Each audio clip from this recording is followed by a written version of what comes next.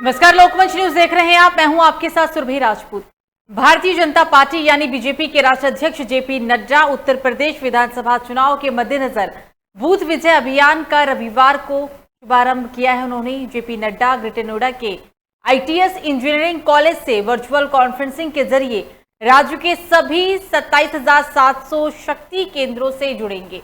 JP Nadda अपने कार्यक्रम में शक्ति केंद्र पर मौजूद कार्यकर्ताओं को संबोधित भी किया गया। बीजेपी चीफ के साथ प्रदेश अध्यक्ष स्वतंत्र देव सिंह और प्रदेश महामंत्री संगठन सुनील बलसन भी मौजूद दिखे। सीएम योगी बूथ विजय कार्यक्रम के शुभारंभ के दौरान गोरखपुर से ही वीडियो कॉन्फ्रेंसिंग के जरिए वो जुड़े। बीजेपी नेता और सूबे के उप मुख्यमंत्री केशव प्रसाद मौर्य, प्रयागराज से दिनेश मौर्य, लखनऊ से इस अभियान में शामिल हुए। भारतीय जनता पार्टी का जोर निय स्तर पर अपने कार्यकर्ताओं की संख्या बढ़ाने और संगठन मजबूत करने पर है। यानी कि यूपी विधानसभा चुनाव को लेकर बीजेपी पूरी तरीके से एक्टिव मोड में दिख रही है।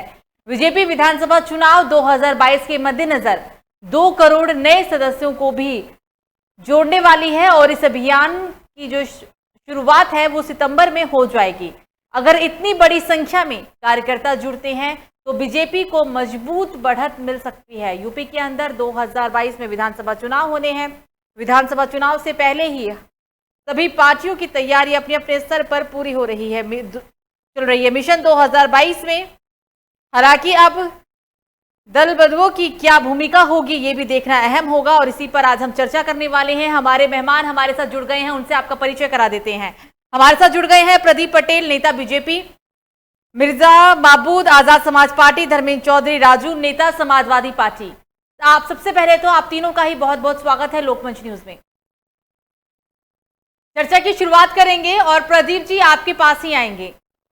2022 में विधानसभा चुनाव होना है, तैयारियां अभी से ही शुरू हो रही है। बीजेपी भी अपनी तरफ से हर तैयारी कर रही है ताकि एक बार फिर से वो इतिहास को दोहराए और जो अभी तक यूपी के अंदर कहीं ना कहीं जो वर्चस्व दिख रहा है या जो फिर तैयारियां हैं, जो दावे किए जा रहे हैं वो सही साबित हो। प्रदीप जी।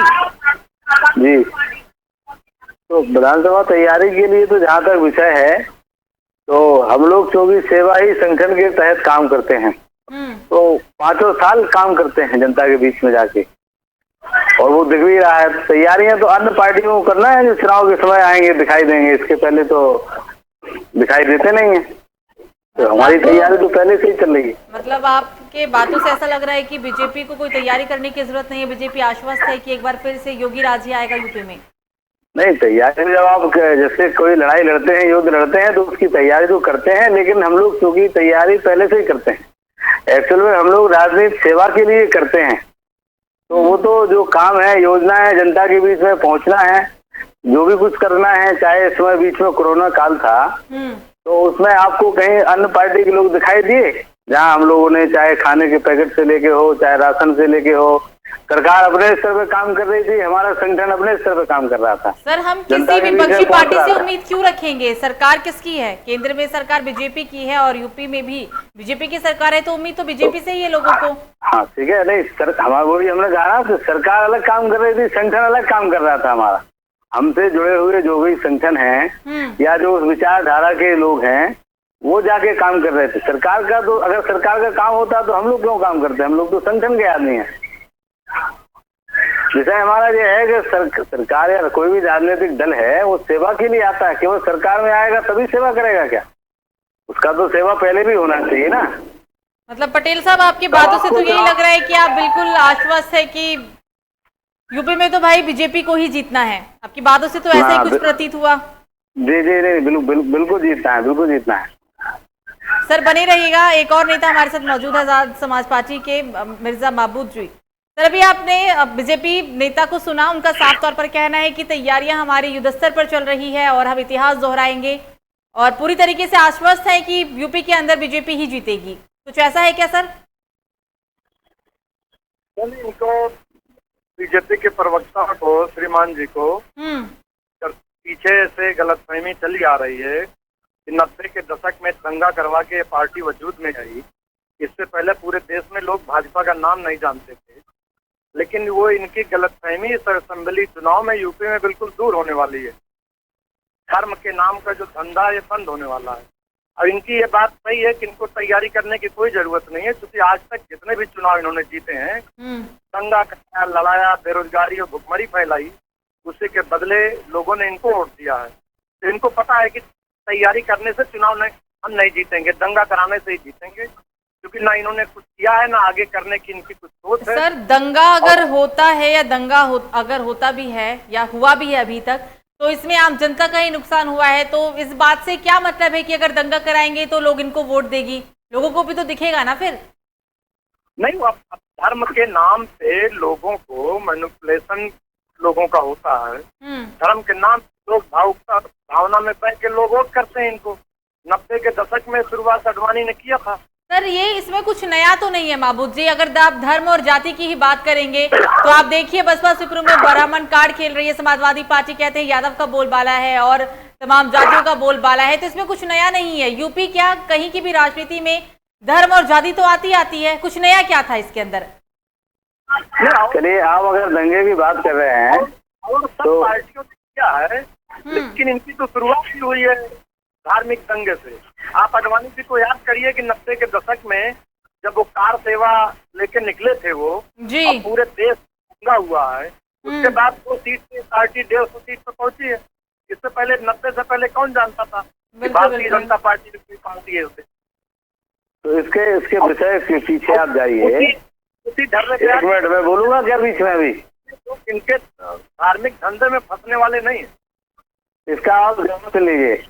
आप इसके पहले 2002 के पहले आप देखिए, गुजरात में आए दिन दंगे हुआ करते थे, ठीक है। इसके बाद आपको जब से भाजपा की सरकार बनी है, आप देख लीजिए, चाहे अहमदाबाद हो या अन्य जो भी वहाँ के जो वो जगह है, वहाँ आए दिन दंगे हुआ करते। रिकॉर्ड उठा के देखिए ना, तार्किक बात करिए।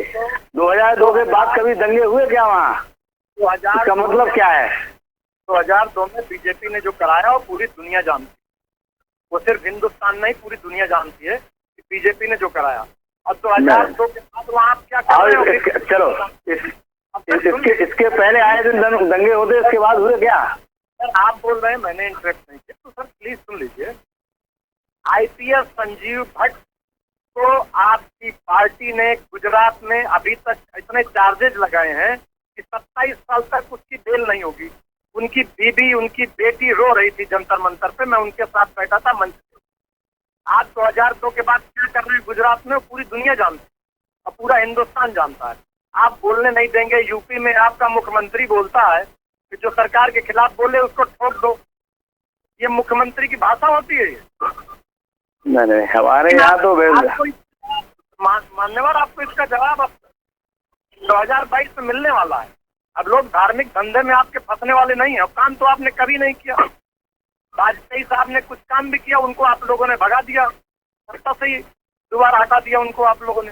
महबूब जी, एक और मेहमान हमारे साथ हैं, उनके पास भी चलते हैं, फिर आपके पास आएंगे। धर्मेंद्र जी, बीजेपी की आप तैयारी देख ही रहे हैं, क्योंकि बीजेपी नेता पूरी तरीके से आश्वस्त है। उनका कहना है कि हम इतिहास दोहराएंगे और यूपी के अंदर बीजेपी की ही सरकार बनेगी। लेकिन जो जनता देख रही है, जो हम देख रहे हैं, वो सीधी टक्कर है समाजवादी पार्टी और भाजपा के अंदर। क्या तैयारियां हैं समाजवादी पार्टी की तरफ से? लोक मंच के माध्यम से अपनी बात रखने के मौका देने के लिए बहुत बहुत धन्यवाद जी। मैं अपने काबिल दोस्त को बताना चाहता हूं, भारतीय जनता पार्टी के जो नेता हैं, ये एम के प्रत्यय वाले लोग हैं और साम दान दंड भेद से इनको सरकार चाहिए। ये केवल सत्ता के लिए कुछ भी कर सकते हैं, किसी भी रास्ते तक जा सकते हैं। ये इनका चेहरा और इनके लोगों का चेहरा आज पूरे उत्तर प्रदेश में नहीं, पूरे भारत में चर्चाई रहे।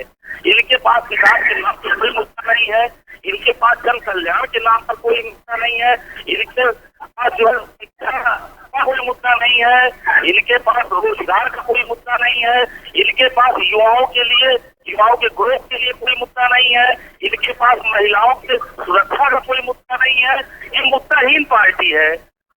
ये हम समाजवादियों से सीखे। अभी इनकी सरकार भले पूरे भारतवर्ष में है और तमाम प्रदेशों में है, लेकिन एक शिष्टाचार, एक तरीका ये समाजवादियों से सीखे। हम लोग जनता का काम करते हैं, हम लोग जन सेवा करते हैं, ना कि किसी को लड़ाने का काम करते हैं, ना कि धार्मिक उन्माद फैलाने का काम करते हैं।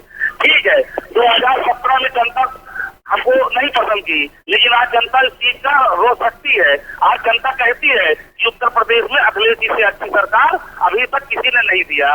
और पूरे भारतवर्ष में मैं दावा करता हूँ कि आदरणीय अखिलेश यादव जी एक ऐसे मुख्यमंत्री हैं जिन्होंने 5 साल में जितना विकास का काम किया पूरे भारत के किसी मुख्यमंत्री ने 5 साल में। चौधरी साहब अगर अखिलेश यादव ने इतना अच्छा काम किया था, लेकिन आप मुझे इतना समझा दीजिए कि 5 साल बाद सत्ता से बाहर कैसे हो गए? आपने कहा कि अखिलेश यादव के जैसे मुख्यमंत्री पूरे प्रदेश में नहीं है, पूरे देश में नहीं है। अगर वास्तविक में इतना अच्छा काम था तो 5 साल बाद लोगों को तो मौका देना चाहिए था ना सर? जी बिल्कुल, लोगों को मौका देना चाहिए था। उसी चीज के लिए जनता इस समय दुखी भी है, क्योंकि उन्होंने उत्तर प्रदेश की सत्ता किसी गलत हाथों में दे दिया।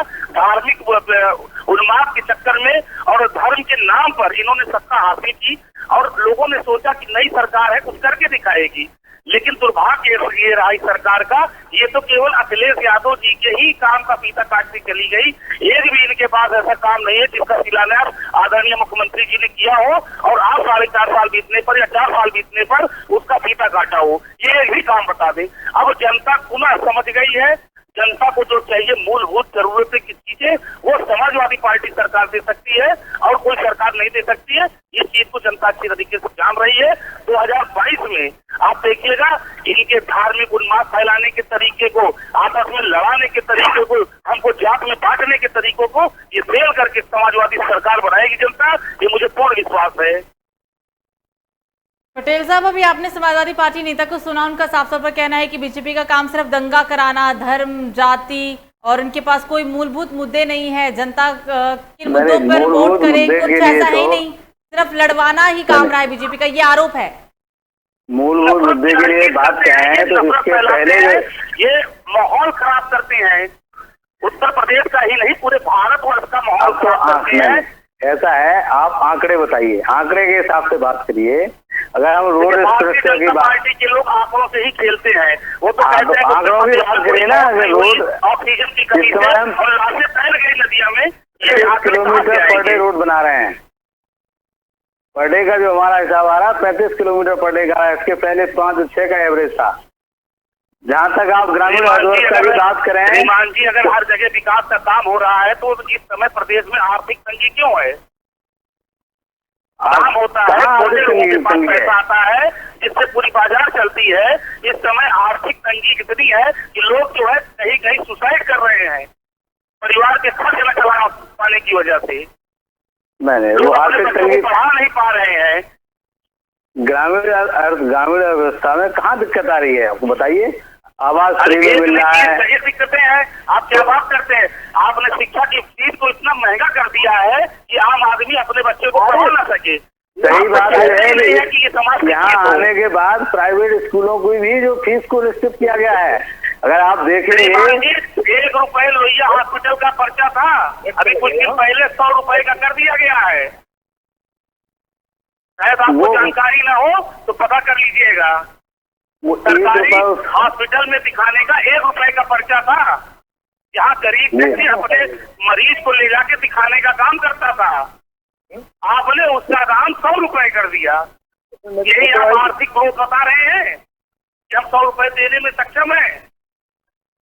हाँ नहीं, 100 रुपए तो दे सकता है। जवाब दीजिए, क्यों कर दिया है? ये बस जनता के मूलभूत की चीजें नहीं है। हाँ मूलभूत भी है तो व्यवस्थाएं तो ठीक ही हैं।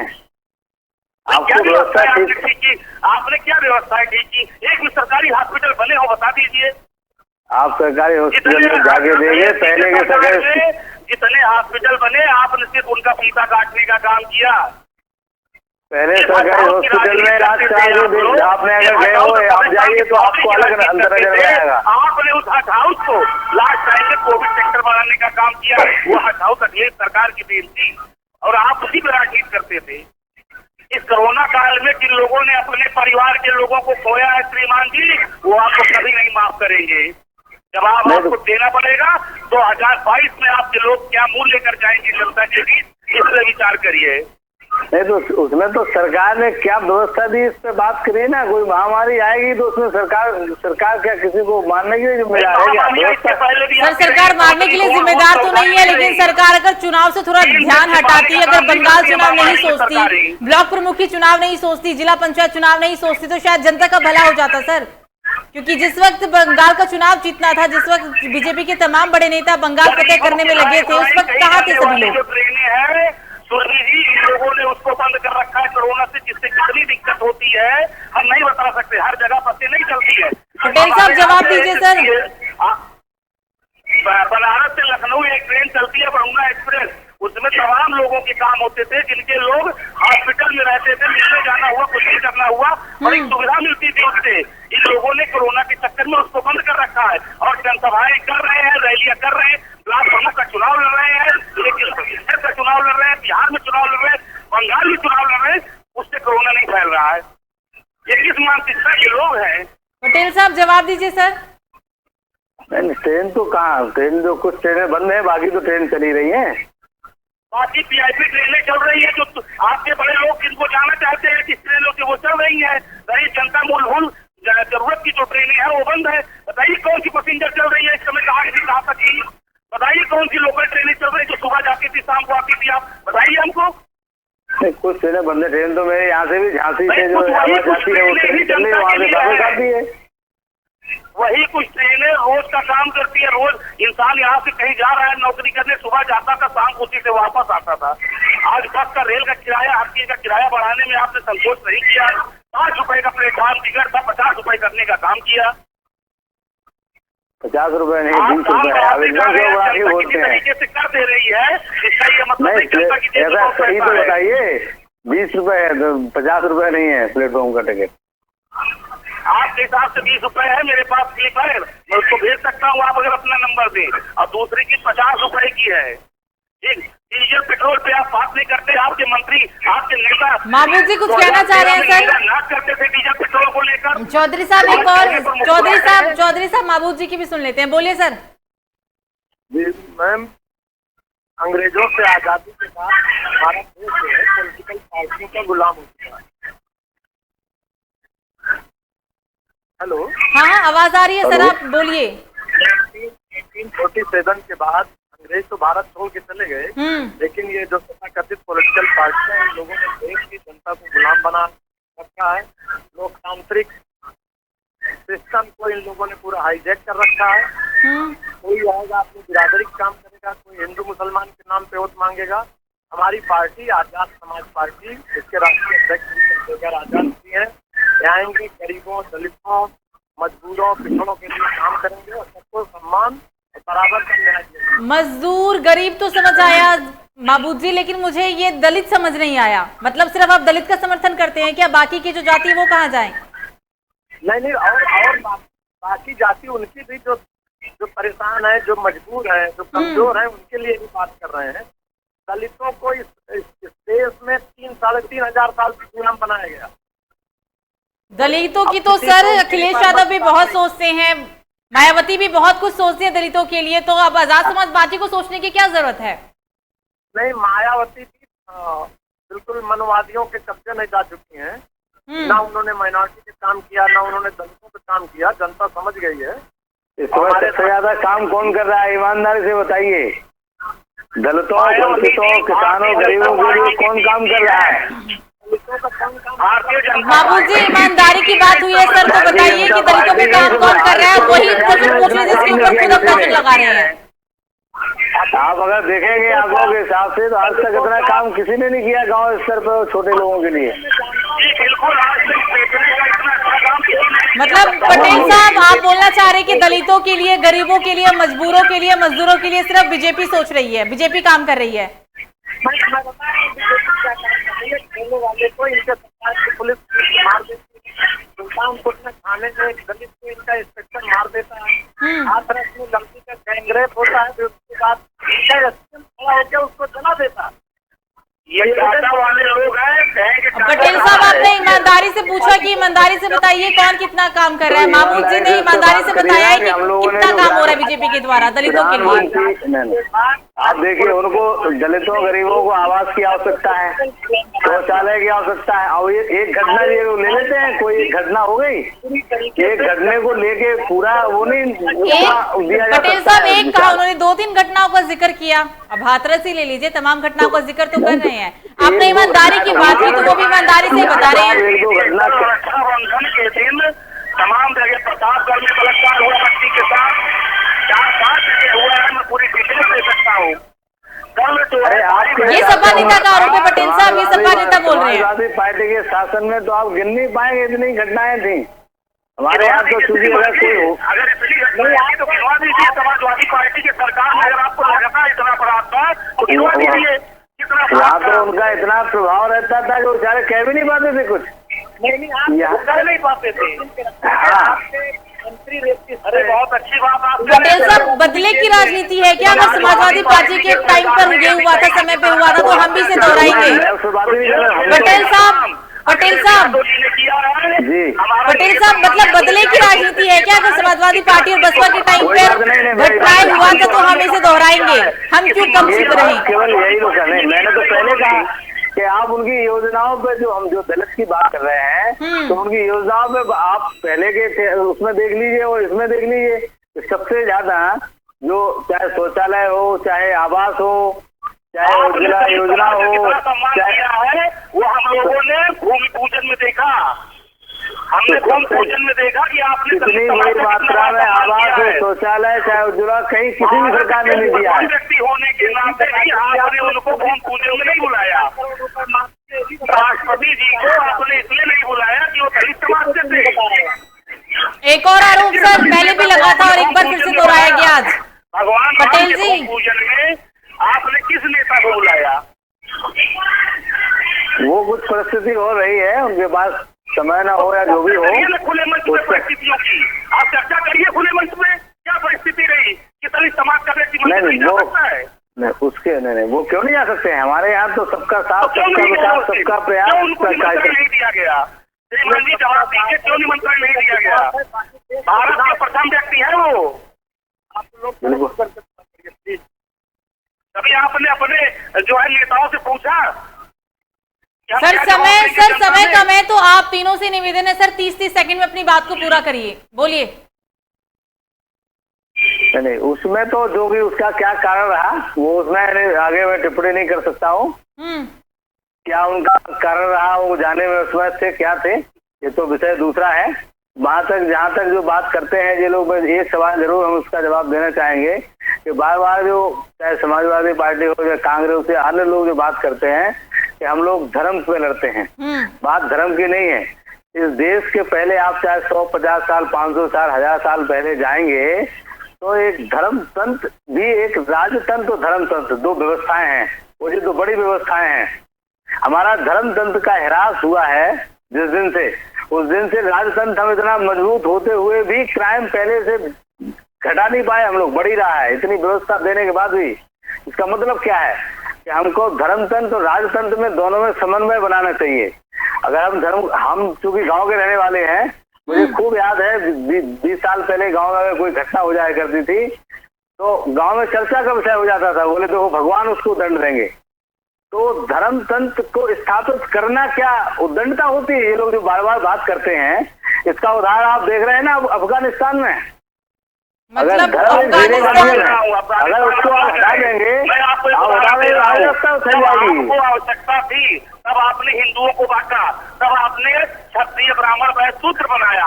आज फिर आपको जरूरत है तो आप कहते हैं क्षत्रिय ब्राह्मण सूत्र कुछ नहीं होता, हम सब हिंदू हैं। ये क्या बात होती है? बांटने का काम किसने किया? आप अपनी आवश्यकता के हिसाब से धर्म को चलाएंगे। चौधरी साहब, जब किया सो किया, आज मत करिए धर्म की बात, क्योंकि धर्म एक ऐसा मुद्दा है, धर्म जाति की। अगर आप इस चर्चा को 3 घंटे भी लेकर जाए तो वो भी कम पड़ जाएगा। 30 सेकंड में अपनी बात को पूरा कर दीजिए। हम लोग क्या अन्य धर्म का विरोध थोड़ी करते हैं? बिल्कुल पटेल साहब, समय कम है सर, अपनी बात पूरा कर चुके हैं। चौधरी साहब 30 सेकंड अपनी बात को पूरा करें। देखिए सुरभि जी, हम लोगों का सीधा एक तरीका है, हम समाजवादी लोग हमेशा मेहनत करते रहे हैं। इन्होंने क्या किया क्या नहीं किया वो जनता समझेगी। हम अपना विकास के काम को बताते हैं, हम अपनी बूथ की कमेटी बनाते हैं, हम अपने वार्ड की कमेटी बनाते हैं और एक पूरी तरीके से संघर्ष कर कहीं साइकिल चलाकर हमारे लोग तो कहीं समाजवादी लोग संघर्ष करके जनता के बीच में जाते हैं और जाते रहेंगे। जनता को पसंद करना होगा समाजवादी पार्टी के कामों को। अगर जनता विकास चाहती होगी, अगर अच्छी शिक्षा चाहती होगी, अच्छी चिकित्सा चाहती होगी और एक और शांति चाहती होगी प्रदेश के अंदर, तो आदरणीय अखिलेश यादव जी को मुख्यमंत्री बिल्कुल बिल्कुल, क्योंकि जनता को खुद अपना अच्छा बुरा चुनना है। यहाँ पर महबूब जी 30 सेकंड अपनी बात को पूरा करें सर। मेरा कहना है कि लोकतंत्र से देखा जाए, सारी पॉलिटिकल पार्टियों को एक गाइडलाइन बनानी पड़ेगी। एक पॉलिटिकल सेंसर बोर्ड देश में बनना चाहिए, जैसे फिल्म सेंसर बोर्ड है, कि कोई भी आदमी धर्म के नाम पे और बिरादरी के नाम पे वोट न मांग सके, वरना ये देश टुकड़ों में बट जाएगा। और ऐसे लोग धार्मिक धंधे चलाते रहेंगे, बिरादरीवाद के धंधे चलाते रहेंगे और देश का विनाश होगा, विकास नहीं होगा। बिल्कुल बिल्कुल सर, आप तीनों ही मेहमान हमारे साथ चर्चा में शामिल हुए, इसके लिए आप तीनों का बहुत बहुत शुक्रिया। हमारे साथ थे नेता बीजेपी, चर्चा में शामिल हुए थे, आजाद समाज पार्टी की तरफ से एक नेता जुड़े थे और समाजवादी पार्टी की तरफ से नेता जुड़े थे। हम बात कर रहे हैं यूपी में होने वाले 2022 के विधानसभा चुनाव को लेकर। बीजेपी अपने स्तर पर अब बूथ विजय अभियान की शुरुआत कर रही है। जेपी नड्डा हालांकि इसकी अगुवाई कर चुके हैं। अगर हम बसपा की तरफ से बात कर लें, बसपा की तरफ से तैयारियों की बात कर लें, तो बसपा पहले ही ब्राह्मण कार्ड, ब्राह्मण सम्मेलन खेल चुकी है। यानी बसपा भी अपने स्तर पर हर संभव प्रयास कर रही है ताकि वो 2007 का इतिहास दोहरा सके। बीजेपी लगातार दावे कर रही है कि हम पिछली बार से भी ज्यादा सीटें लेकर आएंगे, प्रचंड बहुमत के साथ सरकार बनाएंगे। और क्योंकि जैसा कि सभी देख रहे हैं कि यूपी के अंदर समाजवादी पार्टी मूलभूत मुद्दों को लेकर यूपी के तमाम जिलों में प्रदर्शन कर रही है, आंदोलन कर रही है। और समाजवादी पार्टी की तरफ से भी साफ तौर पर कहना है कि एक बार यूपी के अंदर नई लहर देखने को मिलेगी, समाजवादी पार्टी की सरकार बनेगी और मुख्यमंत्री पद पर अखिलेश यादव ही विराजेंगे। देखने दिलचस्प होगा कि यूपी में होने वाला 2022 का विधानसभा चुनाव, यूपी का ताज कौन जीतेगा। फिलहाल अभी के लिए मुझे दीजिए इजाजत। लोकमंच न्यूज पर खबरों का सिलसिला जारी रहेगा। नमस्कार।